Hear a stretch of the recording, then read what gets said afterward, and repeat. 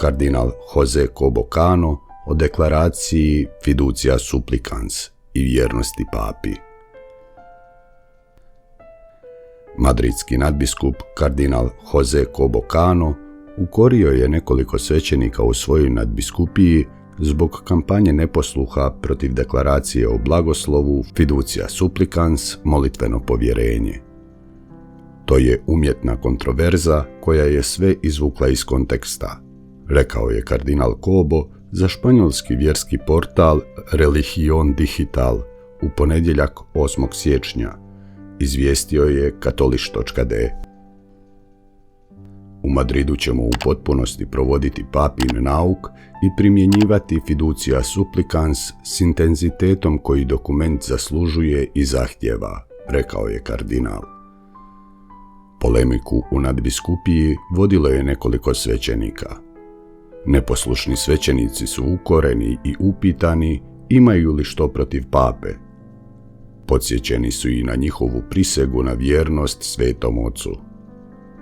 Kardinal Cobo je, među ostalim, istaknuo kako svećenici općenito imaju pravo slobodno izražavati svoje mišljenje, ali ne na internetskim portalima koji su protivni papi.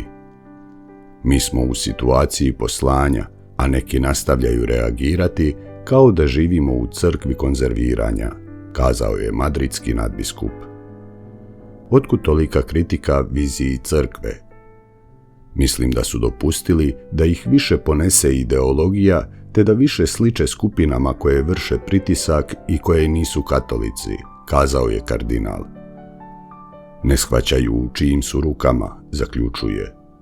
Kardinal je pozvao svećenike koji su tvrdili da nisu usuglašeni s deklaracijom Fiducia Supplicans da ponovno pažljivo pročitaju taj dokument dikasterija za nauk vjere koji je potvrdio sam papa.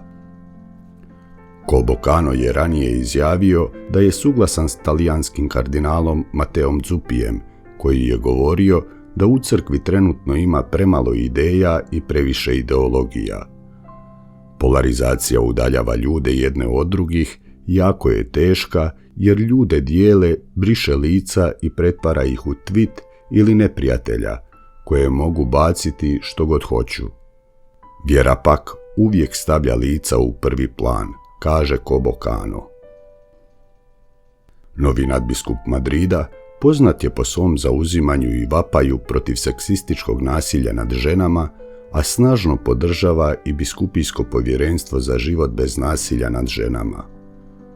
Kršćanske zajednice koje u tome pomažu nazvao je predvodnicima crkve, koja želi, poput Krista, uvijek biti uz svaku ranjenu ženu i stati na stranu, kao što to čini Bog uz svaki maltretirani život.